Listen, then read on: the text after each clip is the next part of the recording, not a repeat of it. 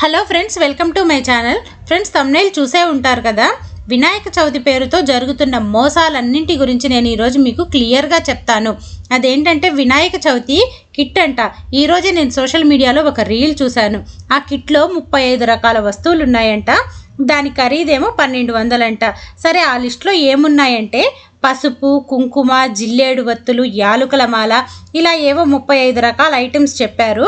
అయితే ఇంకొక మాట ఏం చెప్తున్నారంటే, యాలుకల మాల విఘ్నేశ్వరుడి ఖచ్చితంగా వెయ్యాలి, అలా వేస్తే అప్పుల బాధలు తొలగిపోతాయి అని చెప్తున్నారు. కాదండి, మనం నిజం మాట్లాడుకుందాం. మనం నిత్యం పూజకి ఉపయోగించే తెల్లవత్తులతో వినాయక చవితి రోజు విఘ్నేశ్వరుడికి పూజ చేస్తే ఒప్పుకోడా అండి?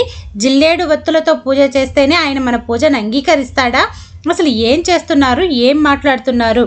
వినాయక చవితి పూజ అంటేనే ప్రకృతి పూజ అంటారు. ఎందుకంటే ఆ రోజు పూజలో ఉపయోగించే ప్రతి వస్తువు కూడా ప్రకృతిలో దొరుకుతుంది. స్వామికి పూజకి ఉపయోగించే 21 రకాల పత్రి కూడా మన చుట్టుపక్కలనే ఉంటుంది. ఆ రోజు చక్కగా స్నానం చేసి పొద్దున్నే మనం మన చేతులతో పత్రి తీసుకొచ్చి స్వామికి సమర్పిస్తే ఎంత బాగుంటుందండి.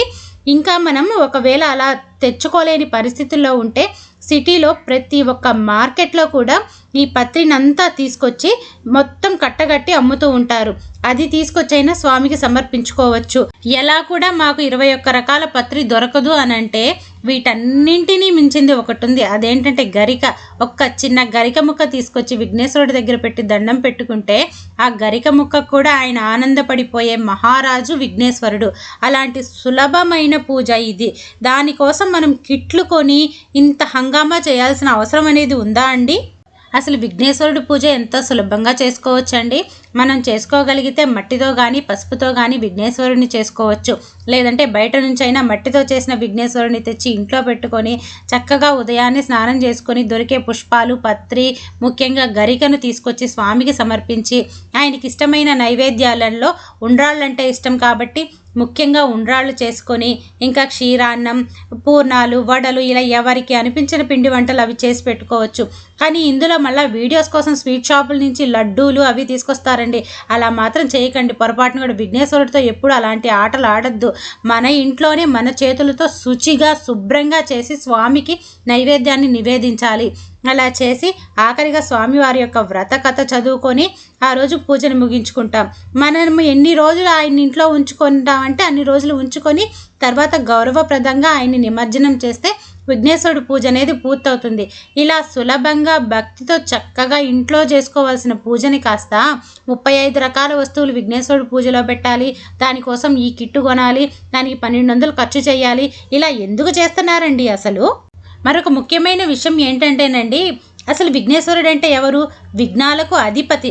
మన ఇంట్లో ఎంత పెద్ద పూజ చేసినా, వ్రతం చేసినా, ఏమి చేసినా కానీ మొట్టమొదట ప్రథమ పూజగా విఘ్నేశ్వరుని పూజించుకుంటాం. ఎందుకంటే మనం చేసే ఏ పనిలో ఆటంకాలు, విఘ్నాలు కలగకుండా ఉండాలి అని. అలాంటి విఘ్నేశ్వరుణ్ణి సంవత్సరానికి ఒకసారి మనం గట్టిగా పూజించుకుంటాం. ఆ సంవత్సరానికి ఒకరోజు మనం భక్తితో కల్మషం లేకుండా ప్రేమగా స్వామిని పూజించుకొని మాకు విఘ్నాలు కలగనీయకుండా చూడయ్యా అని మొక్కితే ఆయన విఘ్నాలను మనకిస్తాడా అండి? దానికోసం మనము యాలుకల మాలేసి మాకు అప్పుల బాధలు తీర్చాలి అని అడగటం అది ఎంతవరకు కరెక్ట్ అండి? భగవంతుడికి ఇవ్వాల్సింది మనం భక్తితో ఇస్తే మనకి ఏది ఇవ్వాలో అది భగవంతుడు తప్పకుండా ఇచ్చి తీరుతాడు. కాబట్టి ఇలాంటివన్నీ చూసినప్పుడు చాలా బాధ అనిపిస్తుంది. నాలాగా మీ ఎవరికైనా అనిపించుంటే మీ అభిప్రాయాన్ని కామెంట్ సెక్షన్లో తెలియచేయండి. ఇంకా నేను ఈ కంటెంట్ చేసినందుకు నా వీడియో నచ్చితే మీరు లైక్ చేయండి. ఇంకా ముందు మంచి కంటెంట్ చేయటం కోసం నా ఛానల్ని సబ్స్క్రైబ్ చేసి నన్ను ప్రోత్సహించండి. Thank you friends.